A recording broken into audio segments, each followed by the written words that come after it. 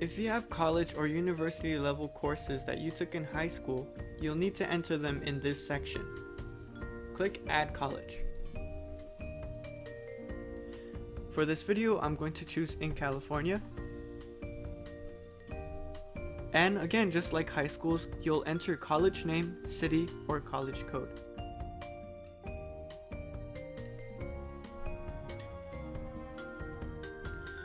After finding your college, select.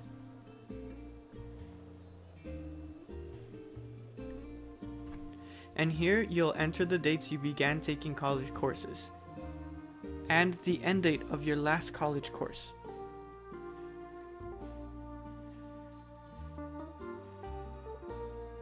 The following question asks during which grades and terms did you attend this college?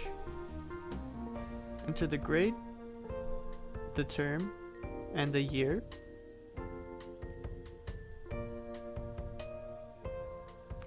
And add another grade if you took future courses. And select the grading system.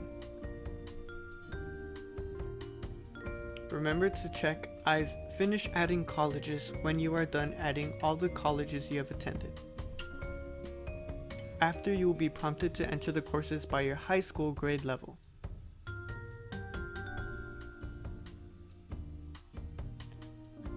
Similar to the high school section, you'll find the courses divided, except these are divided by major. Choose the course that you took and enter the grade. Enter the subject area that the class best relates to.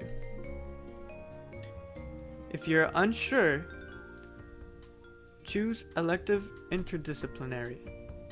After, scroll to the bottom and click Save and Continue. If you do not see your courses, however, remember that you can also manually enter them.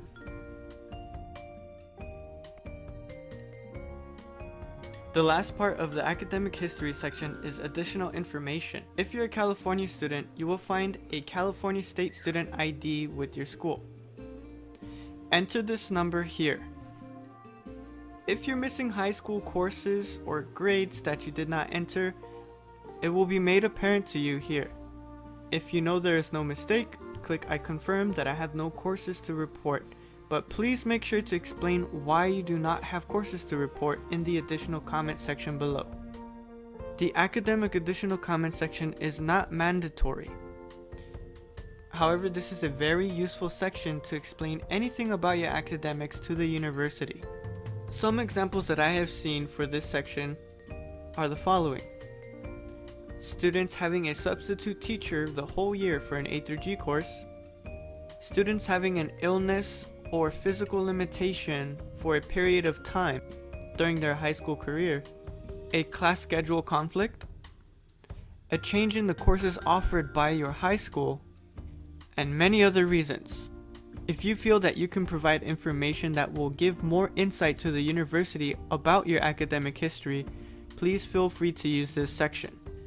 However, I also want to let you know that there's a section at the end of the application called Additional Comments. If you find that you need more space, you can use the additional comments at the end of the application to continue telling your story about your academic history.